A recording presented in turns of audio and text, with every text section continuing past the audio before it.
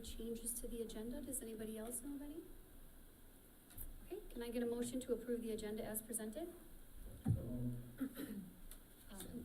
Motion by Valella, Second. second by Easter. Any discussion? All those in favor, please say aye. Aye. All those opposed? All right, motion passes. Moving on to some future events, please check out the district calendar and resource guide or the district website for a complete list of monthly events. Tuesday, February 22nd, school board work session at 6 p.m. Tuesday, March 8th, regular school board meeting at 7 p.m. with communication to the board and administration at 6:45. Friday, March 11, no school, staff professional workday. Monday, March 14 through Friday, March 18, no school, spring break. And Monday, March 21, no school, staff professional workday. Moving on to the consent agenda. Is there a motion? So moved. Motion by Forsberg, Second. second by Bo. To approve the following items of the consent agenda. Minutes of the January 11 school board organizational meeting, the January 11 school board regular meeting, bills paid for December 2021 in amounts totaling $4,353,540, and personnel items. All those in favor, please say aye. Aye. All those opposed? All right, motion passes. Moving on to discussion reports and information items. I need to take notes. She can go, get notes after you do. Okay. Effective operations, improve our effective management of human, financial, and physical resources. We'll start with the monthly financial report for December 2021. Ms. Amy Schultz. All right, good evening, school board. We will do our monthly financial report. This is a report we present to the school board each month. So currently we are presenting on the month of December. The first of our three reports is the treasurer's report. So with this, you see our beginning and ending cash balance, along with our cash receipts and disbursements for that month. Receipts, our larger receipts for this month included $2.5 million in taxes, as well as $5.6 million in state aids. It's kind of an average month from a state aid standpoint, so some months much lower and some months a little higher. Disbursements are right on with what we see most months. We've noticed this year compared to some previous years where we did a lot of facilities work, that our disbursements tend to have evened out month to month, and we do tend to see that when we don't have a lot of capital projects work going on. So you can see we did end the month with just under $60 million. On the statement of revenues, on this report, we see the month to date again for December, our year-to-date receipts, our budget for the current school year, and this again does reflect the budget approved by the school board in June, so it is our original budget. We do know there are amendments coming. It does then compare the percentage where we are to that budget and where we were in December the previous two school years. So with that, we can see a little bit within the general fund. We really are staying relatively similar. We are a little bit lower in that last year we had a lot of CARES money. That was one of the larger $1.7 million federal grants that had to be spent by December 30th. We had to have our money in, and it was received right away in December. So at that point, we were ahead of where we would typically be because of that in this month. When we look, also I should say we were a little bit ahead in aid as well, and some of that being our lower than budgeted, or lower than anticipated budget. So on the food service side, with that one, we can see that we are actually a little bit lower, the revenue side a little bit higher than where we've been the previous 2 years. For food service, last year the claims for the 1 month had not been entered yet. This year we've been really good at making sure final day of the month we get those in, so we are running month to month a little bit ahead of what we've seen in the past. On the community education side, we are ahead of where we have been, and that is because we have received to date $400,000 of child care grants. So that is something that's been submitted monthly by Neil Brown, one of our coordinators. We are getting some child care stabilization grant money for our child care program. So that's why this one does look ahead of our budget. That was something that we applied for after the original budget was done and received it. So that's one of the amendments that the board will see coming. On the expenditure side, most of our expenditures are running right where we would expect them to be. Again, when you look back 2 years, we've talked about that year as being a year where we finished up a lot of capital projects, and so that's why that year is ahead of budget compared to the previous 2 years where it has been more stable and expected historically. On the food service side, with that, you can see that we are running again higher than the previous 2 years on budget. With free meals for all students this year, we are purchasing far more food and milk as well. So with that, we are just running ahead of where we would expect. We also dropped our revenue and expense budget for food service this year, anticipating fewer meals served before the free reduced announcement was done. So we have lowered the budget, and then we're also having some higher expenses, so that percentage has gotten skewed kind of from both sides. So that's what I have for December, if there are any questions. Any questions? Quick question, the childcare grant, is that a one-time grant or is that over? The childcare is several years? actually a 2-year grant, so we are expecting to receive over the 2 years about $130,000. Most of it up front, it gets cut in about half starting in July. So we've been receiving it since July of this year. Next year, the amount drops in half, but between the 2 years, about $130,000. And then there's a smaller one-time one he just applied for, received as well for about $80,000. And where is that, does it apply to, is it, So that's our childcare program, so you get learning ventures, okay. programs, that's it. Okay, great. Thanks. Anybody else? Thank you very much. All right, moving on to the superintendent's report. So wait, Brandon, pull it up here.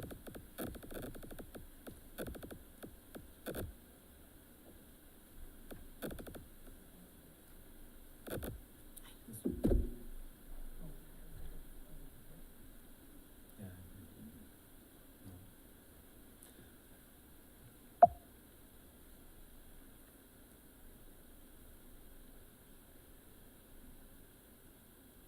Okay, sorry, I'm trying to. Back. There, okay, here we go. So Deca district competition, I just want to share some of the good news for the school board. We spent a lot of time talking about a lot of other things over the past year, and one of the things I think is really important is there's still a lot of great learning and happening within our schools. And we recently had our Deca district competition. We had 23 students who competed. With 8 schools, we had 3 first place finishes, as well as second place finish and a number of third place finishes. These students will move on to the state tournament in March, so a lot of fun to see that. Get the right direction going here. This is really unique and exciting. With Centerview, our Centerview staff and students were able to give the USA women's hockey team, and who was training up at the National Sports Center, an official send-off as they left for the Winter Olympics. You can see the quote from the team, member of the team there in the lower right. So that was a really unique opportunity for those kids and staff. It's kind of cool to be able to do.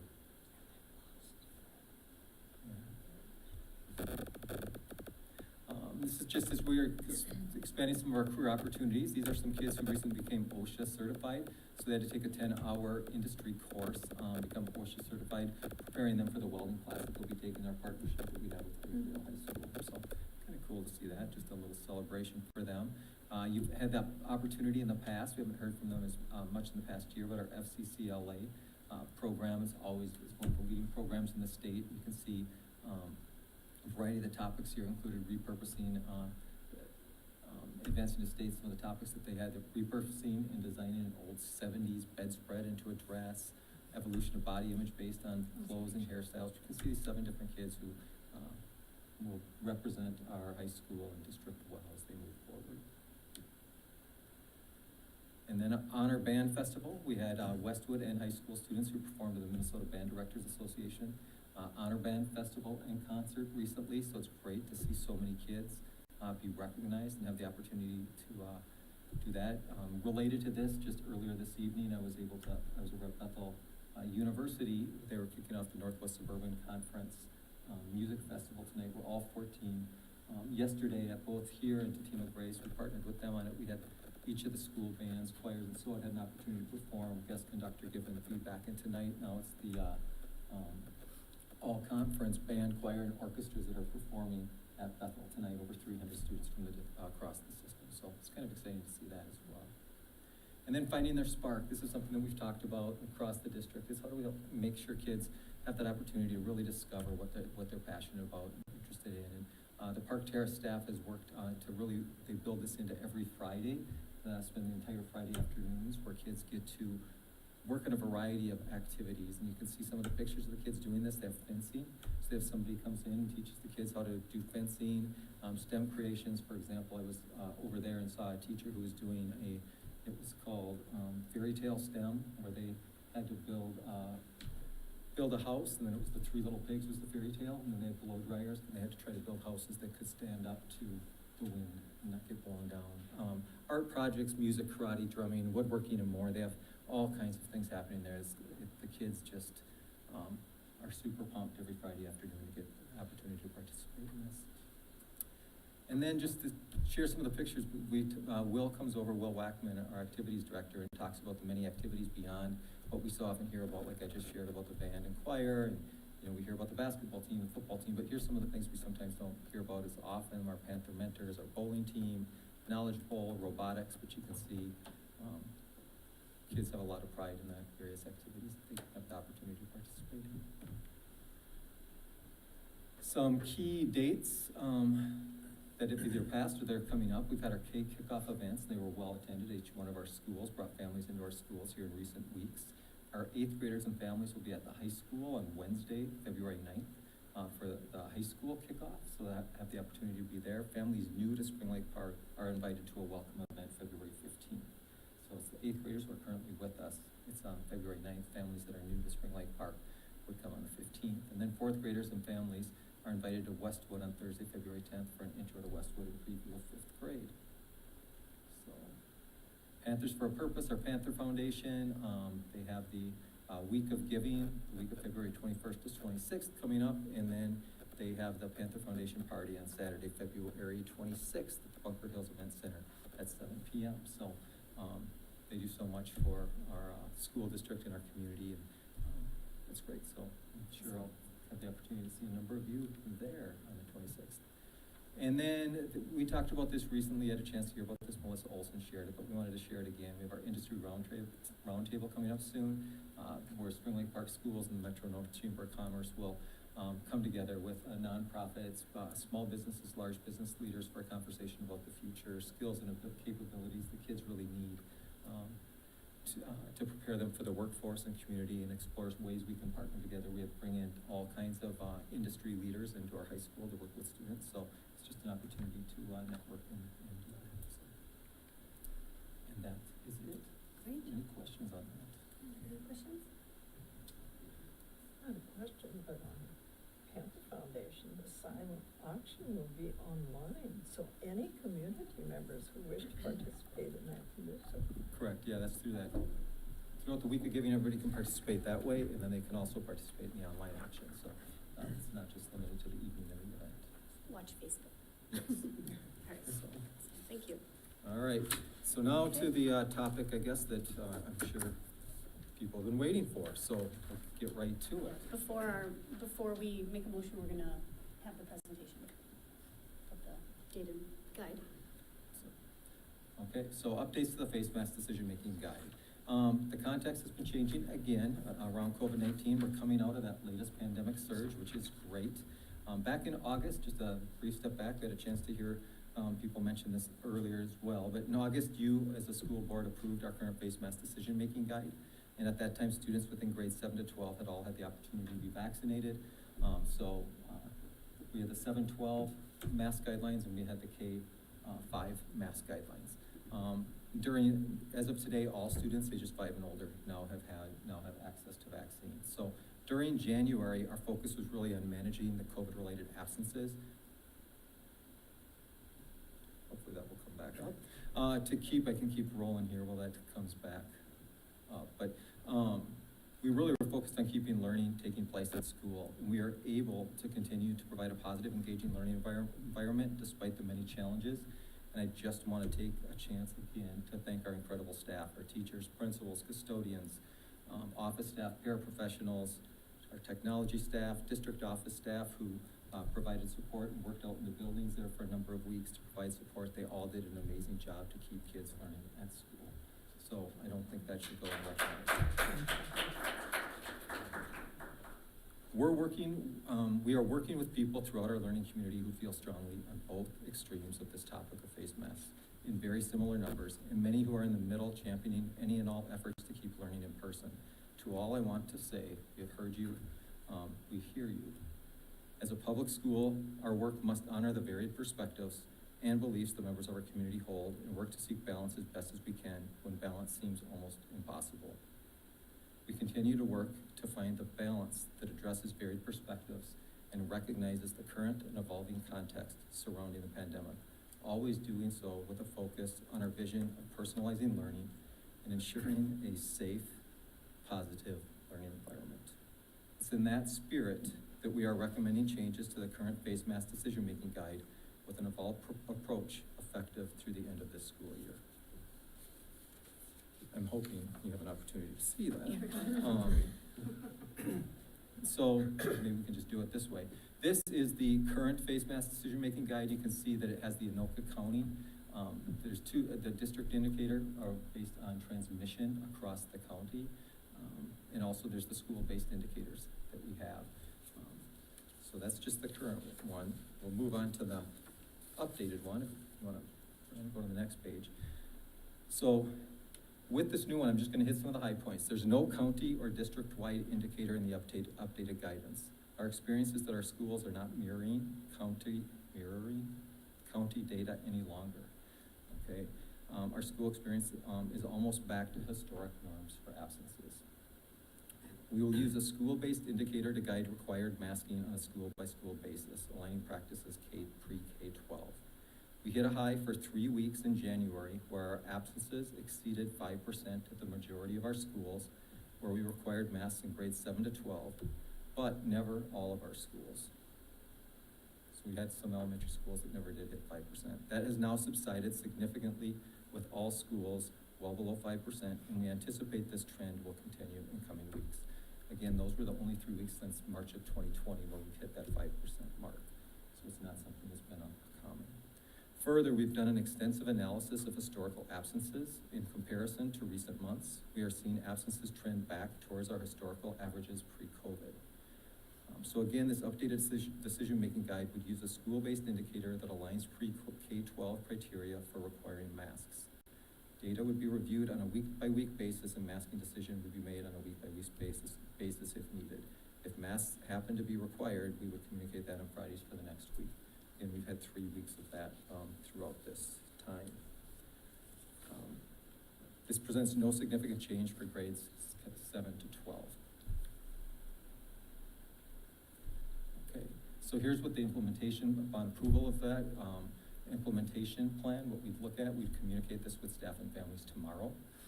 Family requests due for change into online or in-person would be due on Monday, February 14th. We'd confirm those requests. We usually see it whenever we've had any kind of change, we see a huge kind of surge in requests, and then that comes down and people change their minds. But the 15th and 16th would confirm requests with families to change to online or in person and identify potential staffing implications. This isn't something we can just do like that. As people move into classrooms, change classrooms, we need to give teachers time to communicate with one another and have those placements. There's no school the 17th through the 21st, and then the 22nd to 25th. If staffing adjustments are needed, we work with schools and impact teachers to plan those transitions and communicate effectively with families about any changes that might have to take place. The current face mask decision-making guide would sunset on February 25th, the new guide taking place at the end of that day and will be in place for that weekend. There's this asterisk: if we did have a low volume of change requests, we could potentially implement as early as Monday, the February 22nd. So we just have remainder of this week and next week in masks, if that was the rule. So that is it in a nutshell. All right, let's start with a motion and open up the discussion. Can I get a motion to approve the updated face mask decision-making guide as presented? So moved. Motion by Easter. Second. Excuse me, second by Bo. All right, any discussion? I'm sure we'll have some.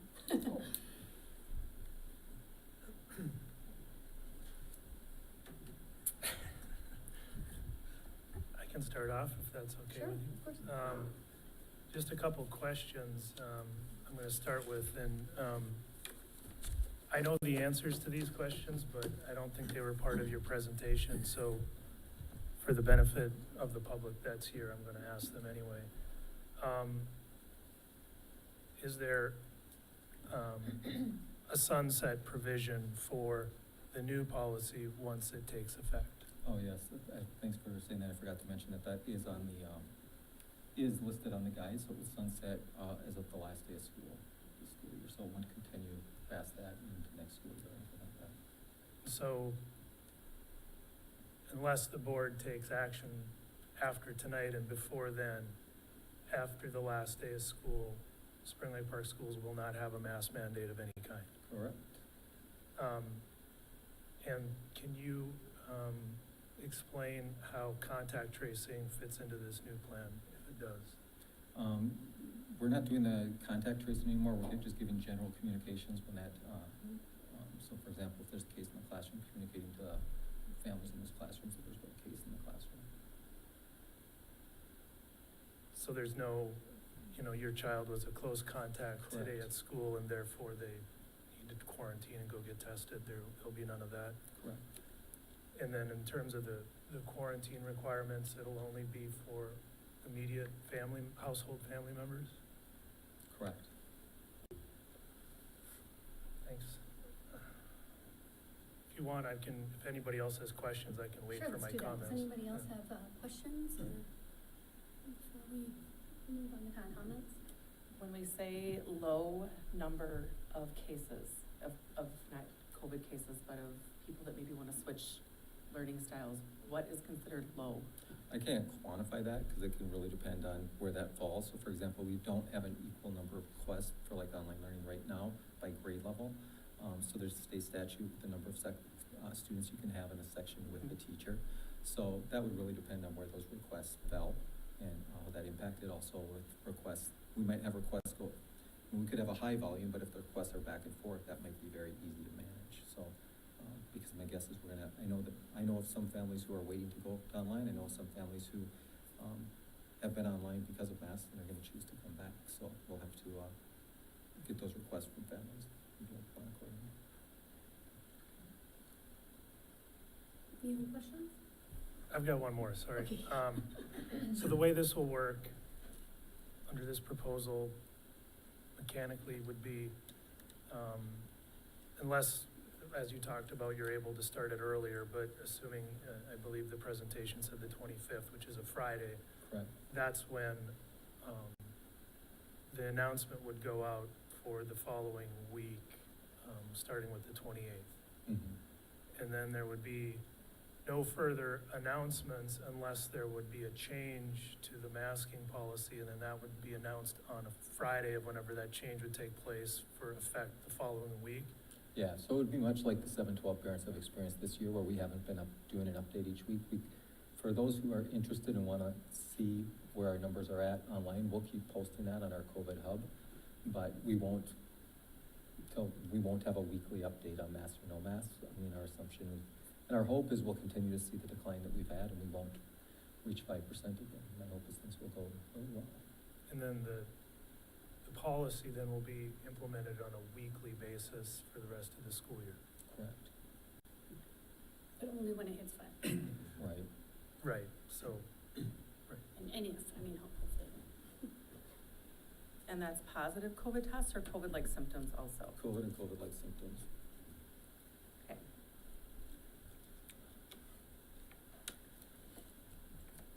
Which that's what we've been I using know, all along. and I don't love it. That's why I was wondering. But it's come into effect for, I think, a total of 3 weeks over 2 years, so luckily it's a pretty high bar for those who don't know this. Okay, any other questions? Well, I would say that it seems on the surface like we could do this tomorrow, but there's a lot of effort that goes into it and a lot of work that has gone in even to developing this policy. So, things are always on the surface, but boy, those ducks are really paddling underneath.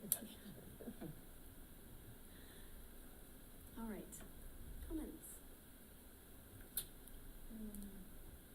Should we just vote, skip the comments? Go ahead, Michael.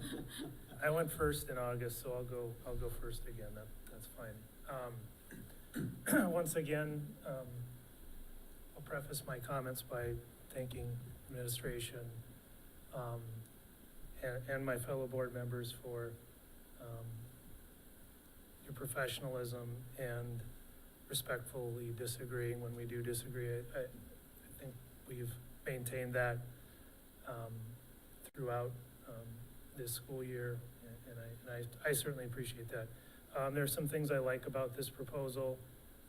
First, I like that it brings the schools into alignment and that K-6 students are not going to be treated differently than 7 through 12 students. I think that was very, very important for our district to fulfill that alignment, given the reason for the distinction back in August. So I'm very happy that this policy will do that. I like that there's a sunset provision. The second thing I like about it, it's, what I'm hearing a lot from families is that we don't want masks to be the new normal. And so I think it's really important to have a sunset provision that this goes away, automatically unless we take affirmative board action. The third thing I like about it is, that we're recognizing that contact tracing didn't work as well as expected and that we're getting rid of that. Fourth thing I liked is that assuming the numbers stay where they're at or decrease, practically speaking, this policy will remove the mask mandate for K-6. That is the practical reality if the numbers stay where they're at, or decrease. The things I don't like about this policy, I don't like the effective date, being February 28th. I think that's too far out. I would like to see this done sooner. I understand, the reasons for it. I understand the staffing implications.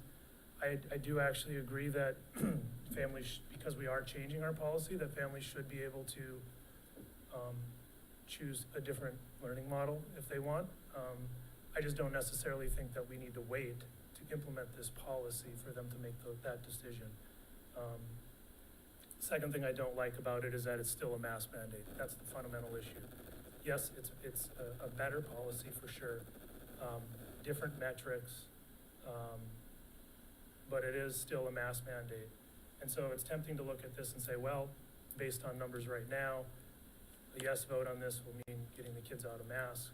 But none of us really know where the numbers are gonna go.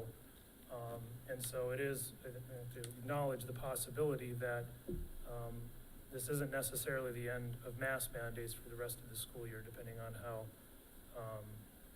the infection rates go.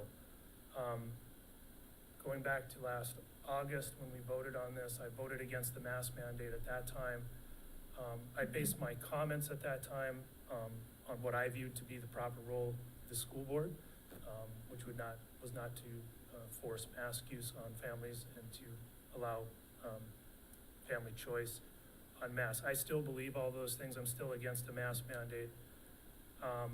My additional comments tonight, I'm going to stray into some areas where I didn't go last time, but I think we have the benefit of 6 months or 5 months of being under a mask mandate and being a district that has had some schools under a mask mandate the whole year and others only for a couple of weeks. So the first additional comment is, I don't believe that the mask mandates have worked. And I think that's really important when we're evaluating policy, particularly a policy that some of our families are vehemently against, that requires them to do something against their own will, that we need to evaluate whether that policy's been working and whether we look at our own district and compare the schools that had the mask mandate versus those that didn't, based on historical absence rates due to flu-like symptoms. I haven't seen any evidence to suggest that the mask mandates have worked. Same if you look at the metro or outstate, nationally or internationally. I've been presented with no evidence that mask mandates have had a demonstrable impact on curbing the spread of this virus or in keeping schools open for that matter. So the second comment I'll say is I do appreciate administration's attempt to come up with some meaningful benchmarks here and comparing it to historical absence rates and doing the best that we can to provide some meaning to these benchmarks. But at the end of the day, it's unavoidable, to me anyway, that these are arbitrary benchmarks. There's been no hard data presented to suggest that this benchmark is the right one. And what I think, if you don't understand the circumstances in which masks actually help or don't help, it's hard to know when to stop. And I think that's where we're at right now. And because we don't have the data to validate our past decision, I believe we're past the time to stop imposing these requirements on families. The third comment I'll make, and the last one, is the negative consequences. We've heard from some family members where those consequences have been immediate. Their children are struggling with masks. But I also think that there's gonna be some consequences that maybe are not immediate. You know, if we're talking about a mask mandate for a couple weeks here or there, that's one thing, but this prolonged use of these mask mandates over months and years, it's difficult for me to believe that there aren't gonna be long-term negative consequences to that. You know, we're now over a year and a half of a mask mandate. For kindergartners and first graders, that's all they've known. They've not been to school without a mask in their entire time at school. I got a call from a parent in our school district who, similar to some of the stories you heard tonight, where they were out of town at a hotel swimming pool, swimming, and through, they realized in talking to people they were around that there was another family there from their school, and in fact, the child there that was in the pool swimming with their child was in that child's class. And when they pointed that out to their children, like, hey, look, there's so-and-so, they didn't recognize each other. They had no idea that that person that they'd been swimming with in this hotel pool was in their class. And that really cemented to me that this is just inappropriate at this point to force these mask mandates any longer. And so while I appreciate that we've worked together and that we're willing to revisit this and make a change to our policy, I really do appreciate that. And I do respect everybody's motives and the professionalism that we've had as a group. And I do want to acknowledge this is a better policy. It really is. I'm not going to dispute that. But at the end, it's still a mask mandate. And to me, the way to end a mask mandate is to end the mask mandate. And this proposed resolution falls short of that objective.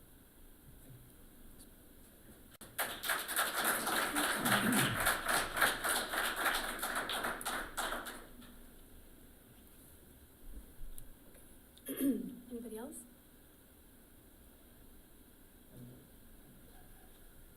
You know, hearing administration's plan and, you know, all the work that went into it, I don't think they made this decision lightly. Unfortunately, they knew better. And, you know, it's amazing how many emails we've gotten and contacts we've gotten, along this. And I think it's important to see that the spectrum of options are on the one end, no masks. But on the other end, our neighboring districts, Deca and Philly, they have K-12 mask mandates still in effect. And for every student that doesn't want a mask, there's students that want masks. There are families that want masks. And I just think this is a really good compromise. Temporarily, I think, the sunset is there. As more time goes by, there's more confidence, and I just think that it was very well thought through and put together, and the data is there, so, I'm supportive of it. Thank you, Sam. Anybody else? No? Okay. Can I, rather than request it, since this is a motion, I thought we were gonna do it by resolution. Rather than request a division afterwards, I would just request that we do this by roll call vote, since it's an important vote for our community. Sure. For me, on this whole thing, it's difficult. I think it's time. I think it's time for the masks to be gone, and I think the resolution addresses that. And I'm in support of that, and it's worked well for the metric, for what the high schoolers and middle schoolers have gone through and are experiencing. I was even okay with, the couple of weeks in January. Do I love it? I don't love it, but it's a short time period. My biggest struggle in this whole thing is the timeline also. We've talked about it, and I keep trying to get my head okay with this timeline, and I'm struggling because I just feel like it's been long enough for some of these families who are struggling and their kids are struggling. And yes, we have fearful people, but that's on both sides. And the only people that have been forced to struggle the whole time now are the people that are masked. And so that's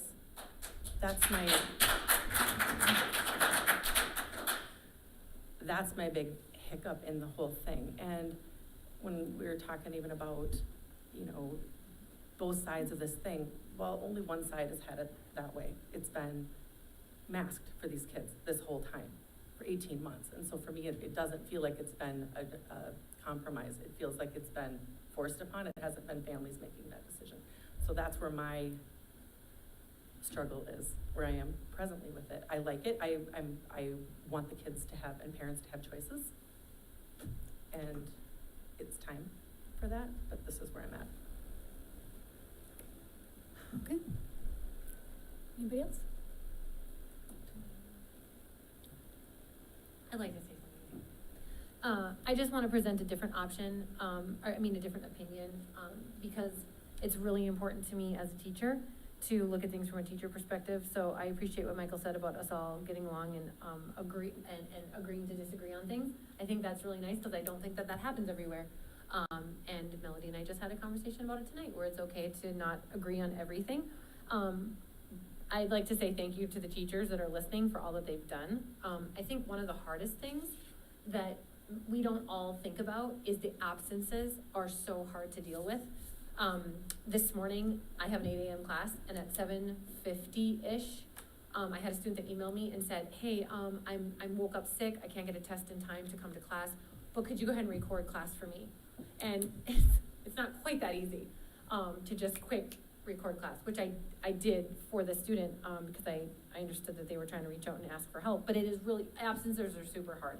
So for that, I'd like to say thank you to the teachers, because I don't know that we always think about we think about like, oh, it's so hard for the kids to have masks on and the teachers are asking them to pull it back up or whatever. But actually absences are what's really, really difficult for teachers to try to deal with because there's always somebody gone, and that's just the way it is right now. So I thank them for that.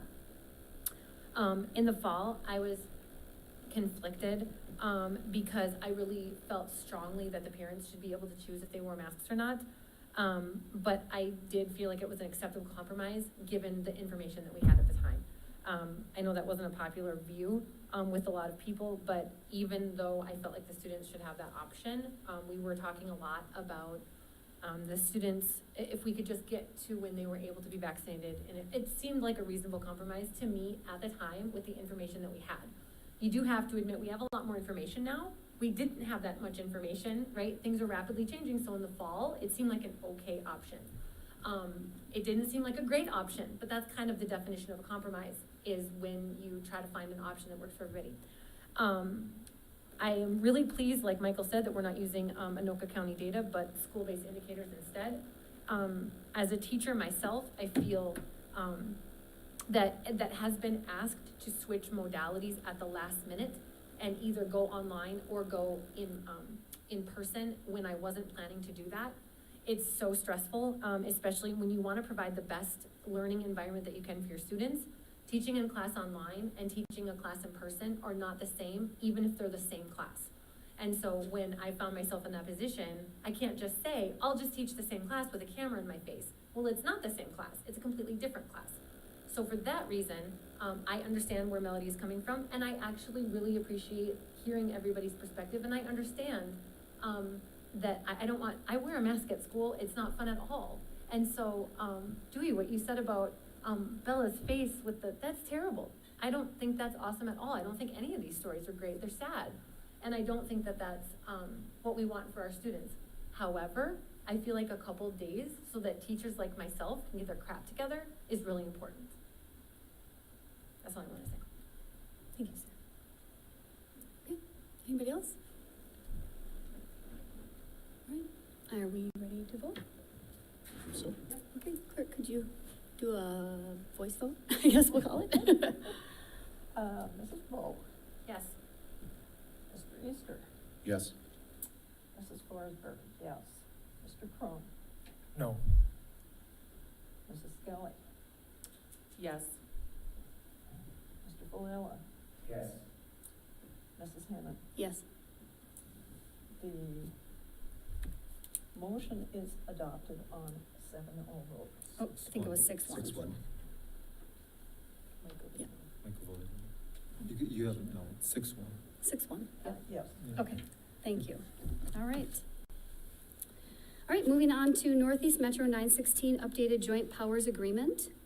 Is there a motion? So moved. Motion by Ms. Forsberg, Second. second by Mr. Easter. To approve the Northeast Metro 916 joint powers agreement. Any discussion? It's just an updating to our 916 agreement to allow for people a path to withdraw. Yes. Yes. There was no provision in their documents for districts to withdraw, but St. Francis decided they wanted to do that. And so it has been probably a year or a year and a half study to determine the obligations of districts if they should choose to withdraw. Awesome. Anybody else? Any discussion? And I strongly encourage everyone to vote yes. Thanks, ma'am. All right. All those in favor, please say aye. Aye. All those opposed? Motion passes. Moving on to acknowledgement of gifts. Is there a motion? So moved. Motion by Easter, Second.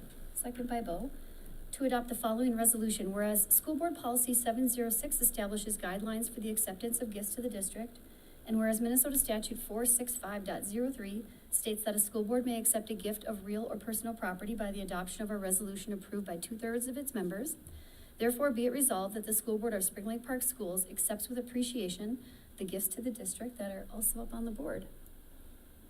Any discussion?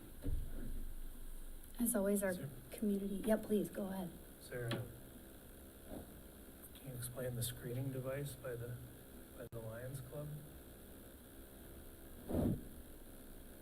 Is that, oh, it's money, hearing sorry, it's test. a monetary, is that the purpose is for the screening device? Yes. Right, Is it- right, the purchase of a new Can you tell us device. about that? Yep, I sure can. So, we've been looking at our hearing screening practices for early childhood students, particularly when they're referred for a special education evaluation. And so this new one is a state-of-the-art system that enhances our ability to catch kids with hearing issues earlier. It's state-of-the-art. It goes beyond what MDE and MDH actually recommend for screening, so it's a great enhancement to us. We're very appreciative. Thank you. Thank you. Yeah, Tony. Just a couple quick comments. Appreciate the Spring Lake Park and Lions Club providing that device. It's an important thing to catch that early. But I also want to thank those who have donated to the Panther Pantry, especially as things are getting tight for families. Having that as a resource that they can come to, really appreciate it. And I know of myself, when I was a kid, being a kid of a single parent, we often used pantries and things like that. So it's something that's very dear to me. So thank you for those donations. Yes, thank you. Thank you to the generosity of our community as always. All right, clerk, could you call the roll, please? Mr. Furman, Yes. Mrs. Skelly, Yes. Mr. Valella, Yes. Mrs. Bowe, Yes. Mr. Easter, Yes. Mrs. Forsberg, yes. Mrs. Hammond, Yes, that is adopted on a 7-0 vote. thank you. All right, moving on to board forum and reports. Start with our students, Bella and Ellie. Welcome.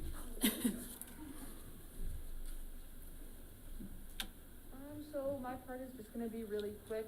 Yesterday, obviously, the high school didn't have any in-person class because of the music festival that Dr. Renneberg mentioned. Basically, just to be more specific about that, we brought in 3 directors, 1 a national and 2 locals. And they basically just watched various choirs, bands, and orchestras present and then critique those groups. Oh, which was just a super duper fun learning experience for everybody, and student reception to that has been really good. Everyone was talking about it today and congratulating all of those band and choir kids for doing such a great job.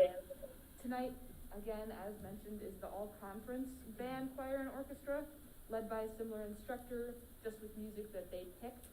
And then that choir, band, everything is hand-selected from all of our conference schools. The way it was described to me, obviously because I can't be there, was that student participants wear their school colors. So the choir kids all wear their school robes, so that when they're up in the risers or whatever, you get to see all the cool colors. And it's just a fun community thing that isn't competition like most of our sports usually are. Yeah, most conferences aren't able to do this, just with money and the time required.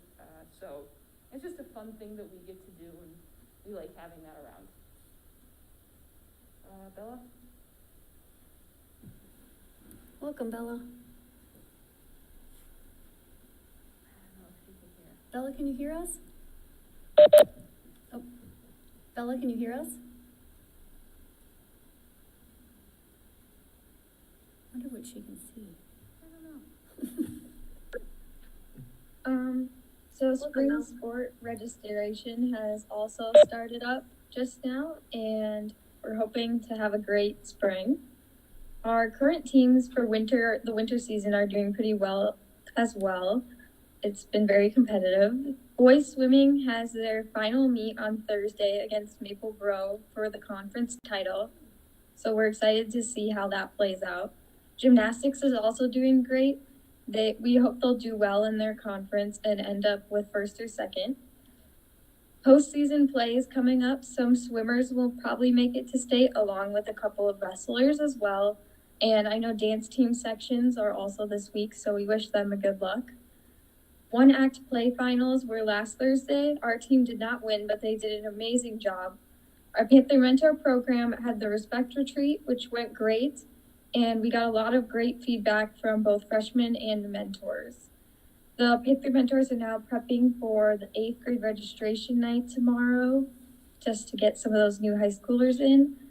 For student council, we just finished our Winter Spirit Week last week, where we had dress-up days. And with COVID, we didn't really have a lot of events, and we couldn't do a lot of the things like dances that we usually do. But we were able to have a powder buff volleyball game, which went really well and was really fun. And hopefully we'll be able to have some more events in the spring. There's a lot of stuff going on with the school now, so that's good compared to maybe a year ago where there wasn't as much, but we're really excited about that. Awesome. Thank you. Great. Thanks, you guys. All right, board forum. Anybody have anything? We'll start on this end. Anybody have anything to share? How about over here? Just one thing that came out of 916, there's been an extensive study whether they should continue having school resource officers in their buildings. I think this has really come to light this week with the incident in Albert 287, which is a sister intermediate district, but this decision was made prior to that. And the decision has been made that they will keep those officers in their buildings. And the reason I bring it up, one of those buildings is Metro Heights, and we have students in that particular building. So those folks will remain in the buildings. Thank you. Okay. Only thing I was going to mention is I attended an AMSD meeting last Friday from Vermont, virtually, which was fun. But there was a demographic changes in America it wasn't that big, in Minnesota presentation based on the census of 2010 versus 2020. That was just really interesting. So I just recommend it's on their website, and you can actually watch the video of her presentation. And I mean, you can just see the slides as well, but it's more interesting, of course, with some commentary. So I thought that was really interesting. Just wanted to mention that. One other comment, this morning I was on an AMSD coffee and conversation. One of the presentation at the legislature, a bill that has been introduced. Unfortunately, I did not get the number of it, but it is to fully fund special education. So if you get a chance to listen to the Friday presentation for the legislative things, I'm sure that the bill will come, and everybody that could send an email or a phone call or a letter or what would be greatly appreciated and much to the advantage of school districts. Excellent. Thank you. All right. Anybody else? Anything else?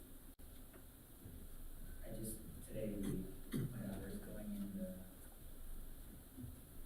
8th grade next year, so we had a nice conversation with the counselor. They just explained the options. Good. I'm excited. My son goes to high school next year, so, that's high school. Yeah. Looking forward to that. Excellent. Good. Okay.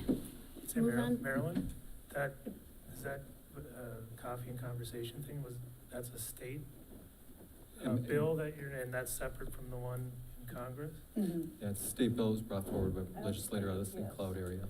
Okay, thank you. Yep. All right, moving on to adjournment. Can I get a motion to adjourn the meeting? So moved. Motion by Easter, second by Forsberg, excuse me. All those in favor, please say aye. Aye. All those opposed? Motion passes, and we are adjourned at 8:01. Thanks, everybody.